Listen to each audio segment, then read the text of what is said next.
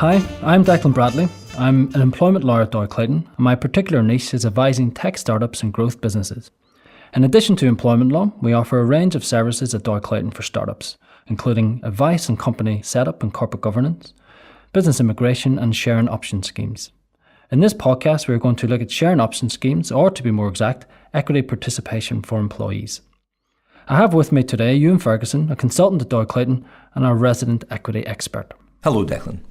Euan, I think it's fair to say that a lot of startups and individuals looking to join startups are focused on the equity package rather than salary. That's correct, Declan. Often startups have little money at the beginning, and so they look at paying for employment and other services in different ways.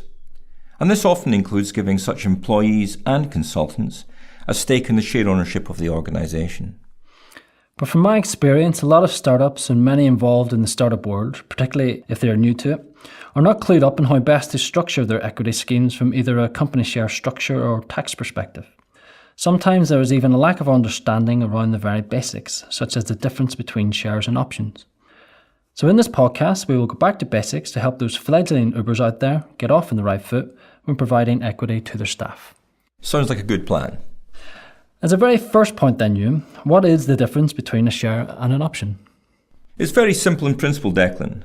A share gives its holder an immediate interest in the ownership of the business, bringing with it the beneficial rights typically associated with shares. This would include a right to vote, a right to receive dividends, and also a right to a return of capital on a sale or a winding up of the company.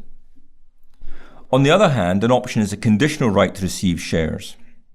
At the outset, an individual only receives an expectation to acquire shares at some time in the future.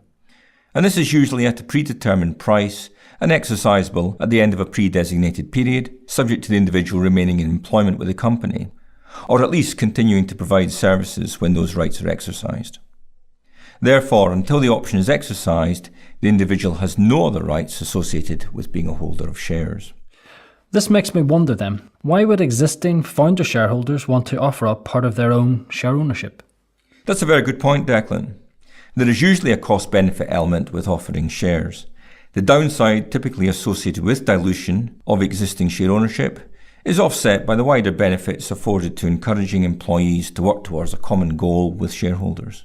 Can you elaborate more on these benefits? The main reasons often mentioned for using employee share incentive plans are to recruit, retain and motivate employees. But as just mentioned, they are also used to help align the interests of shareholders with those of employees and particularly senior executives. The aim of this alignment is usually to encourage senior executives to consider the best interests of shareholders in their management of the business. Employee share incentive plans can also reduce employment costs. Successive governments have taken the view that encouraging equity incentives can improve the general economy. Tax legislation has therefore been used to introduce specific employee share scheme structures that can enjoy valuable tax reliefs. Really? Can you tell me more about this? Well, first of all, I should emphasise that the taxation of shares in the UK can be very complicated. The scope of the UK's legislation in this regard is widely drafted and can give rise to unwelcome consequences if one is not careful. In short, it's important to note that the key point underpinning the way in which shares are taxed in the hands of directors, employees and consultants is that they are treated as if an individual had received a cash payment instead. As such, any so-called gain on the acquisition of shares or on the exercise of options will ordinarily be taxed as income, and this may also carry associated national insurance contributions for both the company and the individual. I understand that there are many different share and option schemes available in the UK. Which of those schemes do you think are most relevant for startups, and why use those schemes and not others? Well, it's often the case of horses for courses. Depending on a wide array of factors, one type of plan may not be suitable for every company, so care does need to be taken when considering putting in place a share plan. So where would you start? When deciding which route to go down, one of the main starting points is to focus on the availability of tax advantage schemes here in the UK. The idea behind these schemes is that there may be some relief to the income tax charges that usually arise when someone receives shares as part of their employment and does not pay full market value for those shares.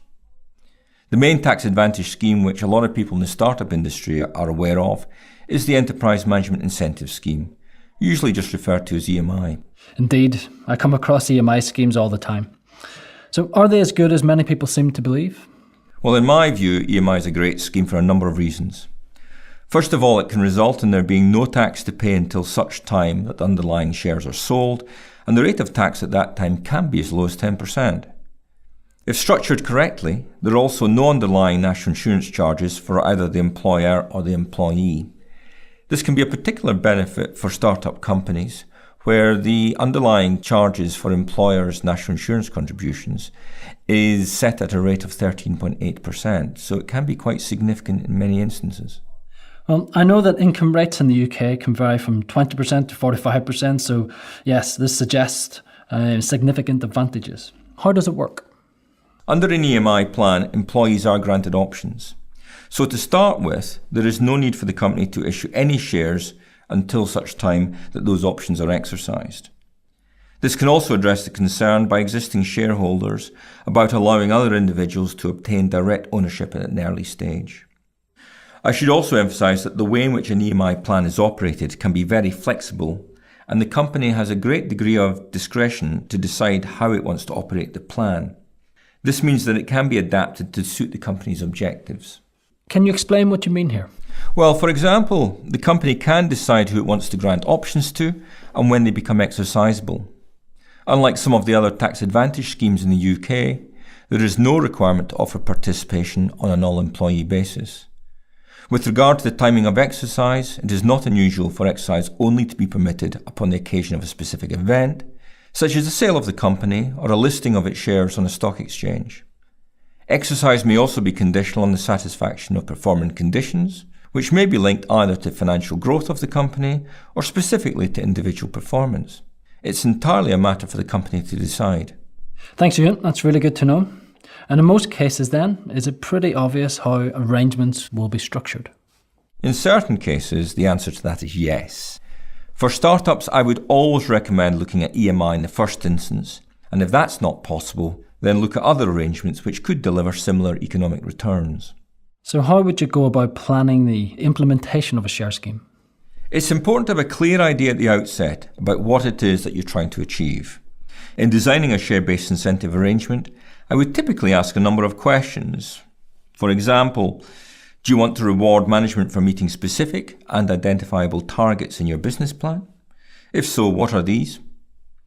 Should any performance targets be based on personal, business unit, or overall company goals? Further questions would include, do you want to reward people for more general objectives, perhaps in line with the increase in the value of your shares or growth in dividends? Additionally, are you expecting employees to prepare the business for some kind of exit? And over what time period do you expect employees to meet these objectives? Do you think there are good reasons for using share plans as a means of replacing cash? No, not always. I would say that offering share rights can be a very good means of addressing operating and timing issues which a startup company may face. But you also need to be careful that delivering shares does not create more problems than answers. Creating a tax charge at a time when shares cannot be sold is an obvious problem. I agree. Falling foul of the national minimum wage legislation is another obvious issue. So do you think there is a balance to be struck? I do. Incentive arrangements can be used to deal with a number of issues, and there may be less pressure on salaries if a share plan is offered. Employee share plans are not only used to recruit, retain and motivate employees, but they're also used to help align the interests of employees, particularly senior executives, with those of shareholders, as we've already discussed. So it seems that share plans should figure prominently in a company's strategy towards attracting and retaining key staff. But I often come across reluctance by founders in particular to offer share rights to employees. Is this your experience too? Absolutely. Despite the fact that it may be attractive to offer share participation to employees, and especially where such arrangements can be offered on a tax advantage basis, many companies assume that it is difficult for them to operate share plans, and that such arrangements will also impact on founders' own ability to continue to develop and grow the business. That sounds very interesting. Can you elaborate? In my experience, it is common that original owners wish to keep control and ownership. This concern can be addressed, for example, by using non-voting shares in the share plan, or by ensuring that the number of voting shares issued under a share plan will not cause the loss of voting control. Shareholders' agreements may also prevent or limit the use of shares for employee share schemes or otherwise restrict the disposal of shares. However, this is often something that can be amended with suitable controls being put in place. Anything else? Another key issue to flag is that typically there is limited or no market for shares in an unlisted company. This can make a share plan unattractive to employees. However, there are a couple of solutions to this. The first is to tie share incentives in with an exit event so that employees can only exercise options or receive shares when the company is sold or its shares are listed. Another solution is to use an employee benefit trust, often referred to as an EBT, and use this to buy shares from employees and thereby create an internal market. Another issue that regularly crops up when I'm advising startups is that the companies often want to list the equity entitlement in the employment documentation. This is an issue for the company. In broad terms, the employee could use the loss of that benefit to increase the value of employment claims if the relationship soured. Therefore, I advise startups that the equity entitlement is kept separate from the employment documentation and that it is made very clear to the employee that the entitlement is not part of the terms of their employment. In that case, how then should the employer document the equity entitlement? Well, first of all, Declan, I would stress that I agree with you entirely. It is very important to ensure that the terms of any share-based right are seen to be kept as separate as possible from any other rights and benefits that are provided under the employment contract. As such, I typically draft standalone rules and agreements which govern the terms on which options and other share rights are granted. And I also make it clear in those rules and agreements that the rights afforded under them are quite distinct and separate from prevailing rights under the employment contract. Finally, Euan, and I suppose this is the most important question, which I'll phrase in the apt words of one of my recent individual clients. How do I turn the shares into money? Declan, this is a very good point, which goes to the heart of share incentive arrangements in private companies. Creating so-called liquidity is always a potential problem. It can be all very well giving individuals the opportunity to hold shares, but if it becomes apparent that there is no possibility of being able to sell shares, then the underlying incentive framework can be rapidly lost, and we've just touched on that earlier. However, as I've already mentioned, one way to address this is to use an employee benefit trust, which can be used to create an internal market. Sounds expensive. I think you'd be surprised, Declan. I'm regularly involved with the implementation of these so-called EBTs. There are a number of corporate trustee companies who specialise in this area. The implementation costs are usually regarded as very reasonable, and EBTs can be very useful vehicles for a number of other reasons too. However, I think that is a subject for another day. Yes, I think we've covered a lot of excellent ground today, and there are lots of related topics that we can discuss in future. I hope you found this podcast useful, and if you need advice on putting an equity scheme in place, or you're being offered equity, we are here to help. You can find Euan's and my contact details on the accompanying slides should you want to get in touch. Thanks for listening.